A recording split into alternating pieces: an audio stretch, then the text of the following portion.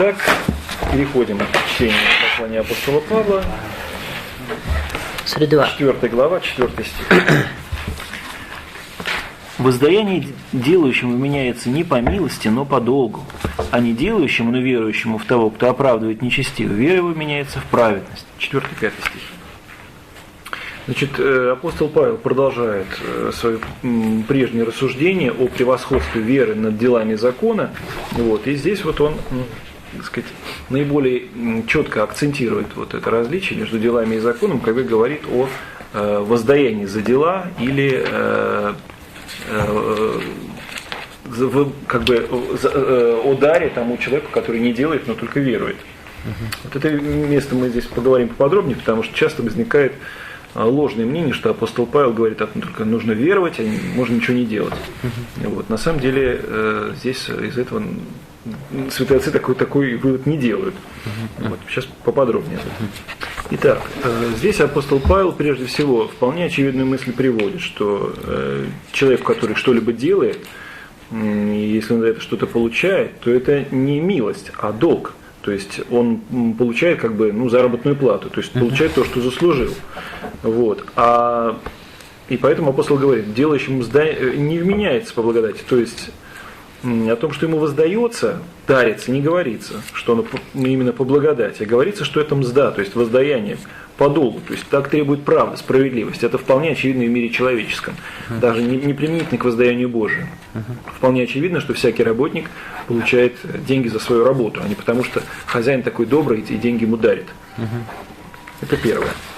Вот. Ну и вторую вполне очевидную мысль здесь он приводит. Если же верующему что-либо вменяется от Господа, то, соответственно, если ничего не делает, как сказать, не за дела получает, а за веру, то, соответственно, это благодатное дарование. То есть в случае верующего, но не делающего, речь может идти только о милости, а не о долге, не о, как сказать, не о зарплате, а именно о даре. То есть это вторая вполне очевидная мысль, которую здесь приводит апостол Павел. Вот. И поскольку вот из этих слов апостола Павла, если, сказать, вот, особо не углубляться в контекст всего того, что он говорит, а взять их вот выборочно, то есть вырвать их из текста, получается, что в общем, тот, кто делает дела, он никакой ценности в очах Божьих не имеет. А тот, кто лишь поверил и не делает, тот получает все. И вот, поскольку из именно такого толкования этих слов родился протестантизм, то вот святой Феофан Золоторин предлагает все-таки порассуждать, что же здесь в действительности имеет в виду апостол Павел под словами «дела» и «вера», что он подразумевает. Вот. И вот Феофан Золоторин замечает, что по всему ходу речи апостола Павла можно сделать вывод, что верующий не означает у него ничего не делающего. Вот. Но верующий не означает человек, который не только верует, но и живет в духе веры. Из чего это следует? Ну, в частности, вот из 11-12 стихов, где ниже апостол Павел говорит следующее, вот в 12 стихе. «Ходящих по следам веры отца нашего Авраама». Давайте прочитаем. В 12 стихе. Это в конце, да? Да. То есть, как выражение да. «по следам веры». По стопам веры. Значит, какими словами там передано? Да, так и передано, да. Ну, давайте скажите, что вот это вот выражение вот, использует, то есть это само по себе выражение «ходить в стопах веры», это значит жить в духе веры. Вот это вполне очевидно. Таким образом, верой здесь признается не только мысленное признание чего-то истинного. То есть я верю, что, не знаю, там, где-то жизнь есть на других планетах, да. к примеру. Да. Вот. Но здесь речь идет именно о характеристике жизни. То есть это не только умственное принятие чего-то, не только ментальный процесс вера, но жизнь по духу веры. Иначе бы не использовалось это выражение «ходить по стопам». То есть это именно в буквальном смысле идти вслед. Таким образом, из такого понимания выражения апостола Павла мы получаем следующее, что вера и дела – это не противопоставление ментального процесса физическим действиям, а противоставление двух духов жизни, двух стилей жизни. Жизни по вере и жизни по делам. Вот. И здесь тоже и апостол Феофан Затворник обращает внимание на некоторые особенности выражения апостола Павла. Вот. Феофан Затворник обращает внимание на выражение 5 стиха «верующему в того, кто оправдывает нечестивого». Вот. Именно на греческие особенности этого текста. Вот. Феофан Затворник говорит, что здесь передается это словами «эпитон дикеонта». Эпитон дикеонта. Вот, то есть вот это выражение дикеос, вера, веровать, если оно используется с вот этой приставкой эпи, вот, эпи, означает, означает утверждаться на ком-то верой, то есть с непоколебимой уверенностью полагаться на кого-то. Вот. Ну, для сравнения, как бы вот стоять на гранитном утесе посреди бушующего моря. Вот примерно такое значение передает вот эта приставка «эпи». То есть, ну, очень... Быть очень, так сказать, уверенным, полностью уверенным. Степень этой уверенности. Да, степень уверенности, абсолютной уверенности. Абсолютно. Что, вот. И таким образом, сопоставляя выражение 12 и 5 стихов, получается, что верующий это не только который, как сказать, в своем уме верует, но это тот, кто делает все должное, но уверенность в своем спасении и оправдании основывает не на своих делах, а на вере в Бога. То есть он верует, что тот, кому он служит, всей душой и всем сердцем, по своей благодати не допустит ему погибнуть. Обязательно его спасет и оправдает. То есть вот такая характеристика верующего получается из слов апостола Павла. Вот. А с другой стороны, когда апостол Павел говорит о делающих, о делах, то, конечно, прежде всего мы должны помнить, он подразумевает под делающими иудеев, которые опираются на дела. То есть говорить о том, что они делают, но не веруют, невозможно. Они и веруют, и делают, но получается так, что делающий, тот, кто хотя и верует, что Бог это и Творец, и Промыслитель, и Воздаятель, вот, но опору в своем спасении и оправдании они полагают не в благости и не в силе Бога спасающего, а в своих делах, то есть в тех добрых делах, которые они делают, служа Богу. То есть вот это характеристика делающих по апостолу Павлу. Нет, они верят, но все-таки полагаются больше на себя. Нельзя сказать, что они не верующие, потому что это, сейчас об этом скажем, это и другие крайности, когда люди вообще не верят. То есть, по сути дела, можем сказать, что апостол Павел, говоря о вере и делах, говорит о двух стилях жизни все-таки благочестивых людей. То есть о людях, которые веруют, но при этом делают дела, потому что это вытекает из духа их веры. И о людей, делающих добрые дела, при этом, безусловно, верующих. Вот, то есть это именно вот два стиля благочестивой жизни, потому что, как отмечает Феофан Затворник, бывают и другие крайности. Вера без дела и дела без веры. То есть вот другие совершенно, так сказать, крайне противоположные нормальным состояниям. Вот, но сейчас скажем, почему все-таки апостол Павел говорит, что вера превосходит дела. Тут есть один нюанс. Вот. Феофан Затворник замечает, что все-таки мы должны признать единственным нормальным и правильным духом жизни это вера. Именно дело не дел, но с тем, чтобы вера была главной. Вот почему? Потому что, как он замечает, неослабное делание при вере с опорой на делах могло бы иметь место, если было возможно сделать все толстодожное. Но этого сделать нельзя.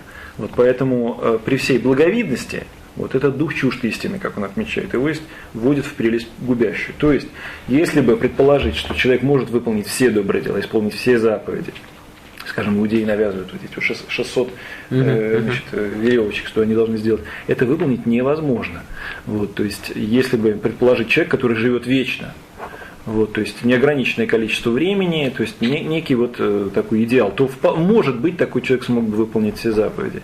Но это сделать практически невозможно, еще и по той простой причине, что, как дальше апостол Павел говорит, вот, не только то, что мы хотим, делаем, а то, что и не хотим, часто делаем, потому что против нас воюют демоны, этого не нужно забывать, то есть о реально присутствующем зле в этом мире.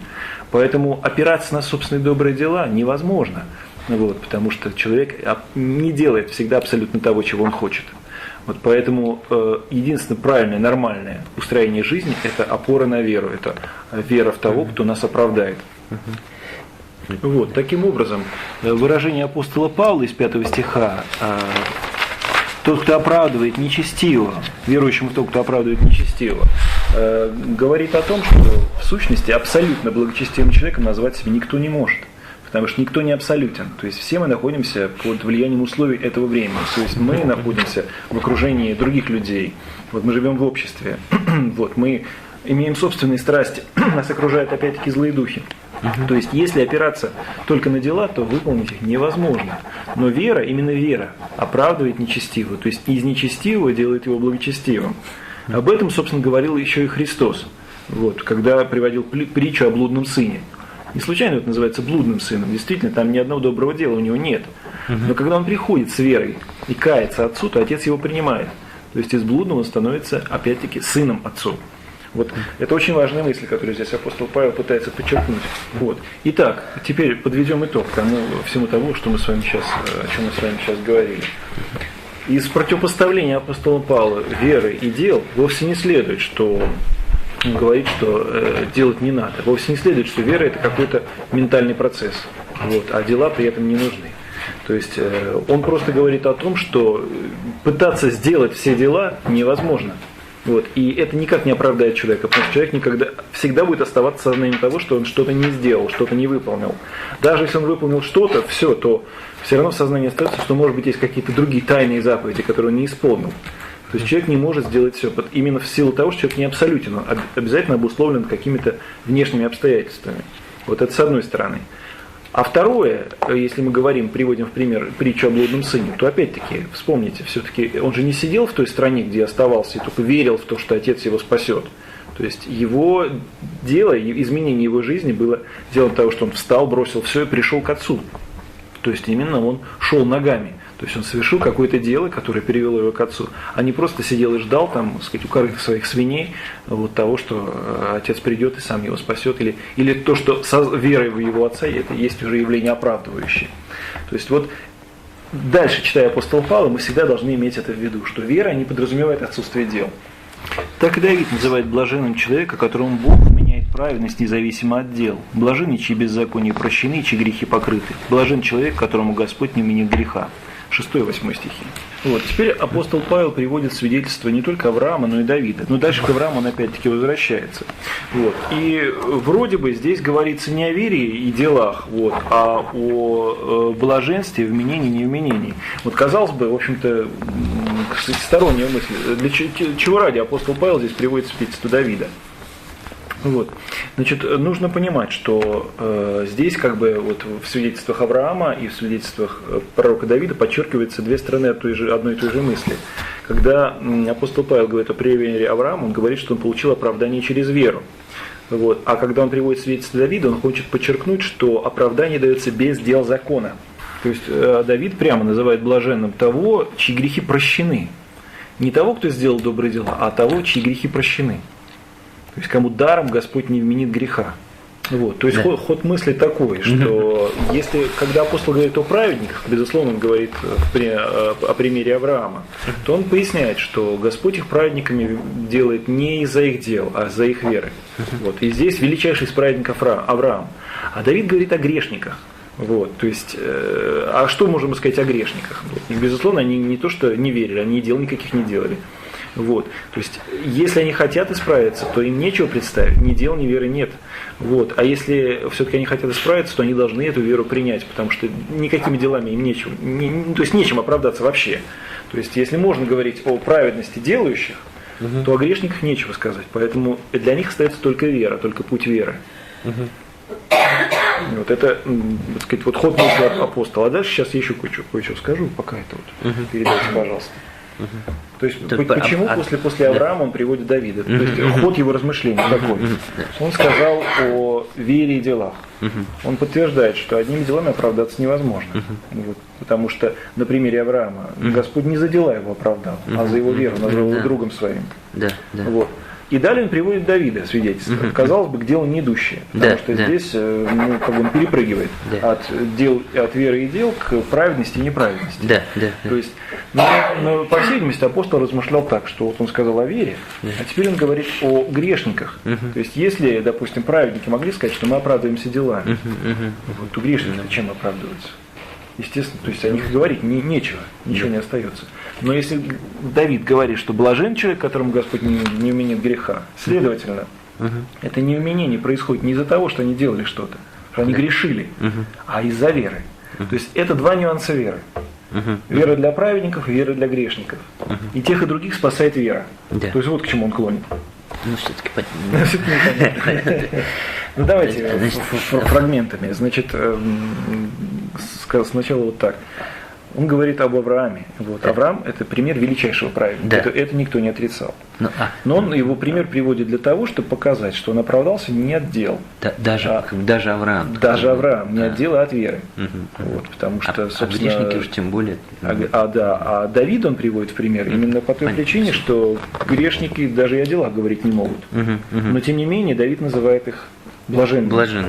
Потому что Господь их прощает. Да. В силу чего прощает? В силу их веры. Вот. Но все равно не очень понятно, почему вдруг апостол Павел вот с своей темы о вере и делах опять-таки стал говорить здесь о грешниках и о оправдании грешников.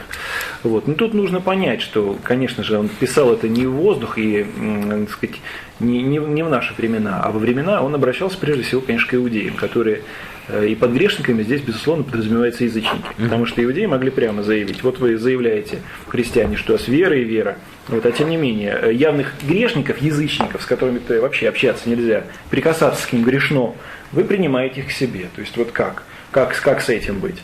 И вот апостол Павел предотвращает и внушает. Вот то, что у нас все вера и вера, мы этому берем пример с Авраамом, потому что ему вера вменена в праведность. А что грешников, то есть язычников, принимаем в общение Божие, вот как раз об этом свидетельствует пророк Давид, который прямо говорит, что блаженны те, которым прощены грехи. То есть язычники не могут быть исключены из числа оправданных, потому что об этом прямо свидетельствует Давид.